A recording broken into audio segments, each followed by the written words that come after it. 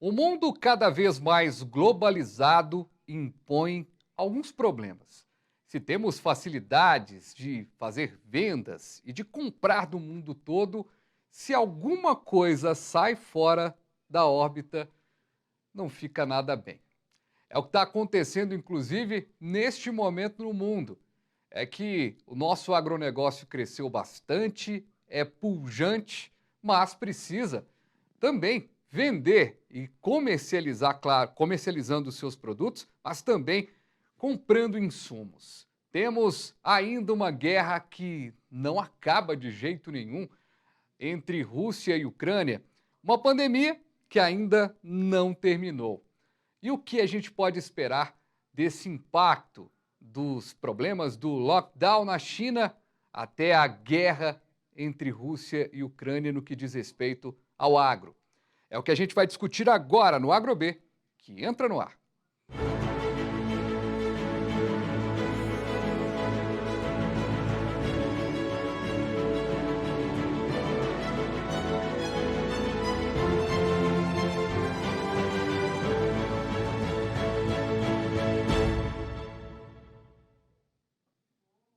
Que bom, mas que bom que você está aqui comigo no canal 527 Claro HD, 9 Claro Analógico, no youtube.com/, canal Viver Brasil. Estamos chegando com o nosso jeito diferente de falar sobre agronegócio. E a gente vai dar um pulo agora em São Paulo, onde eu chamo aqui para o nosso papo super importante hoje para avaliar a economia. Eu converso com o especialista em finanças da Crown, o Ricardo Radil.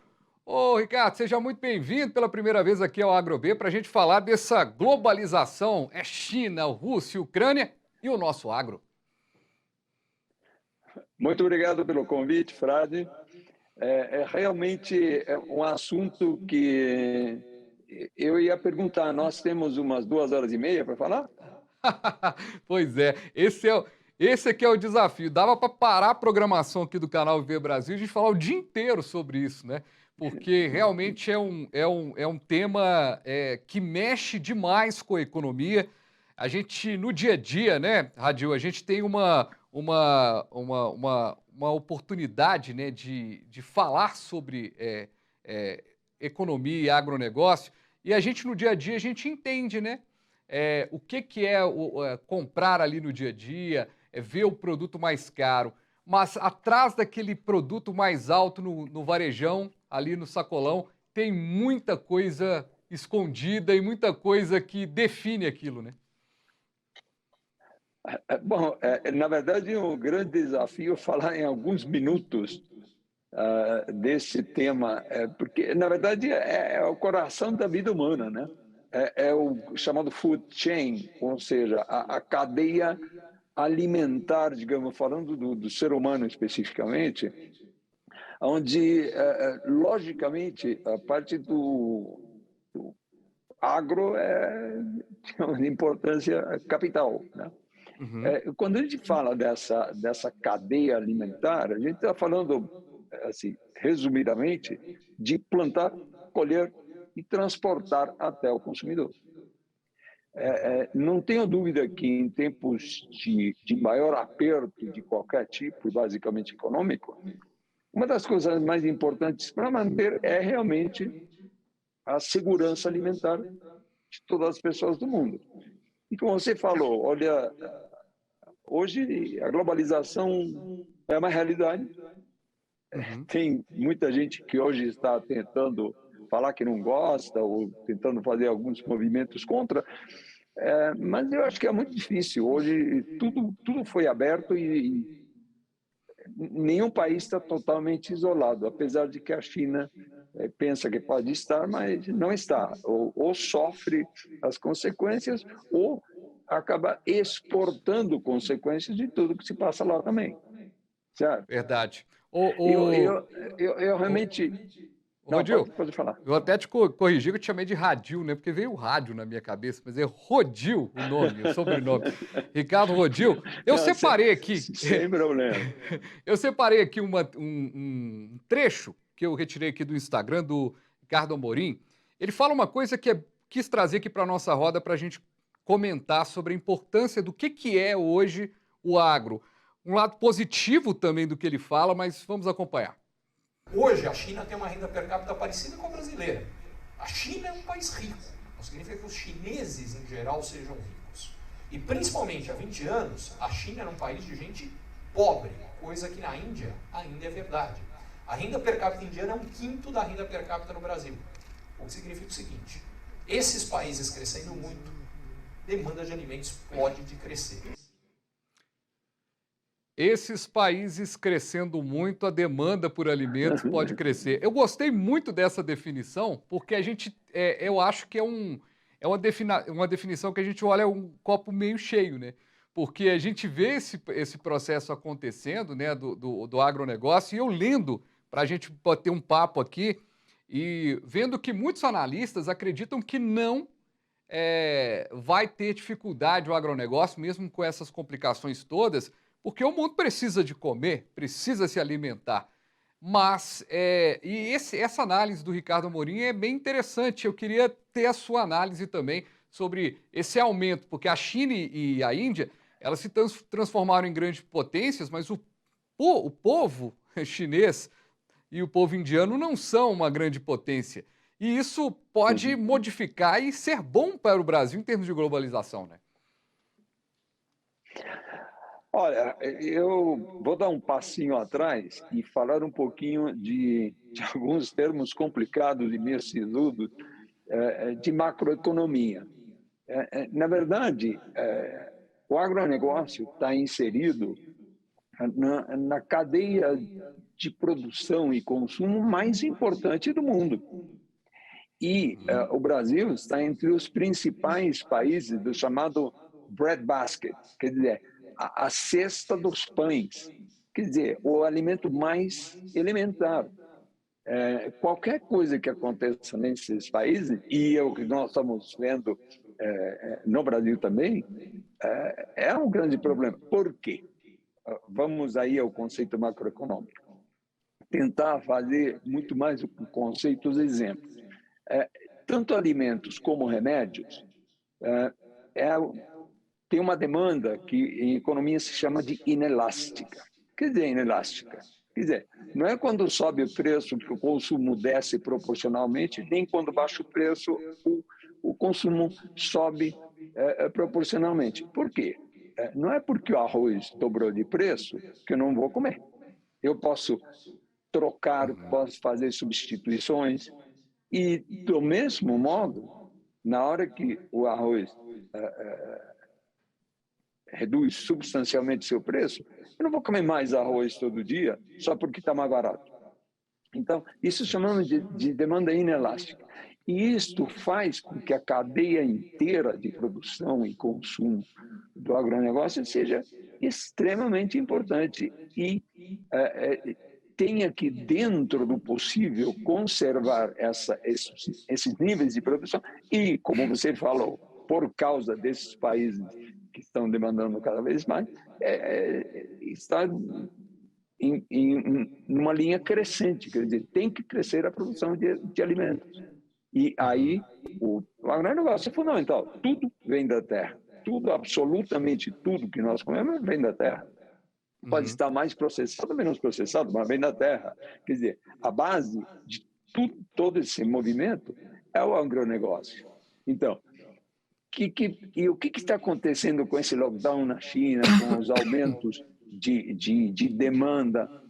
O que está acontecendo é que, como a cadeia de produção inteira do agronegócio foi, em certa medida, ferida no início, ou seja, nos fertilizantes, estamos perante a possibilidade de uma queda nessa produção. E essa queda nessa produção significa muito... você pode colocar uma coisa diretamente assim, igual fome. Pronto. E aí nós temos que passar um pouco da macroeconomia passar um pouco a política econômica. Por quê? O que acontece?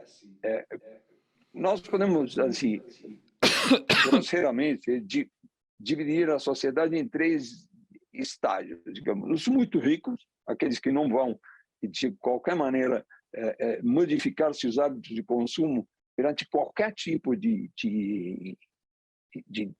mudança nos preços. Os ricos e os que têm o suficiente para viver em diversos níveis, que vão simplesmente fazer algumas acomodações no seu consumo, e os pobres, realmente. E aqueles não têm nenhuma possibilidade de abaixar o nível de consumo, não tem nenhuma possibilidade. Então, aí entra um problema, um aspecto político, quer dizer, os governos têm que ter uma ação em cima daqueles mais vulneráveis.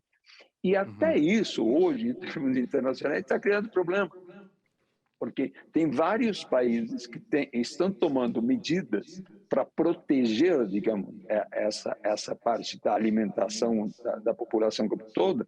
Estão tomando medidas diversas, mas que estão novamente influenciando o fluxo de comércio internacional.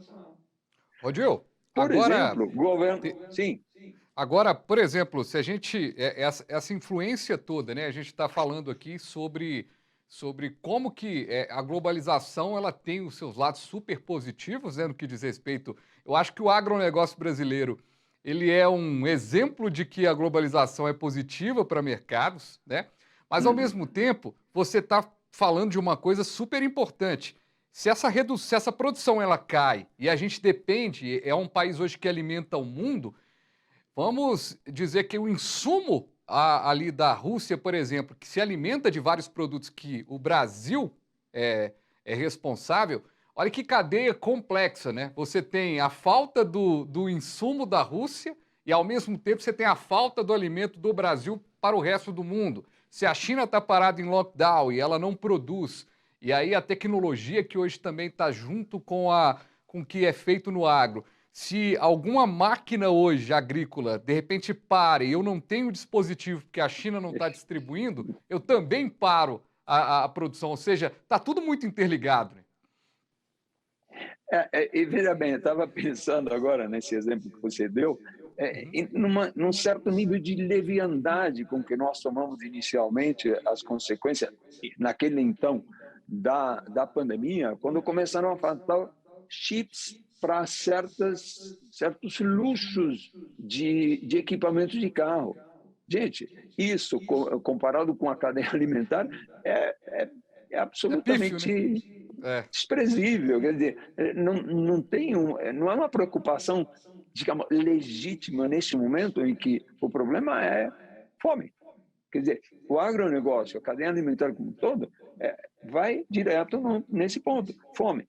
E eu queria falar aí exemplos de coisas que os governos estão fazendo que também, devido à globalização, e eu não critico a globalização, acho que tem muito mais pontos positivos do que negativos, mas para proteger as suas populações, os governos estão tomando algumas medidas. Te dou 2 exemplos. Alguns produtores de alimentos que simplesmente estão dificultando, via taxas ou via proibições específicas, as exportações. Para quê? Para que os preços não aumentem dentro e não tenham possibilidade de aumentar exatamente a fome naqueles estamentos mais vulneráveis. E tem outro exemplo, por exemplo, do Brasil. Só deixa eu completar esse exemplo. O exemplo do Brasil vou reduzir os impostos de importação para determinados itens, basicamente da cesta familiar e alguns outros, material de construção entrou aí, mas vamos fazer isso para quê? Para que, mesmo tendo a exportação dos alimentos, eu possa também importar alimentos mais baratos. Quer dizer, isso tudo acaba mexendo com o comércio internacional. E graças ou apesar da globalização. Legal. Rodil, a gente vai ter que ir para um breve intervalo. Como a gente bem previa, né? O assunto rende. Eu vou para um breve intervalo. Na volta, a gente continua avaliando todos os cenários aí econômicos internacionais no que diz respeito ao agronegócio. Rapidinho a gente volta.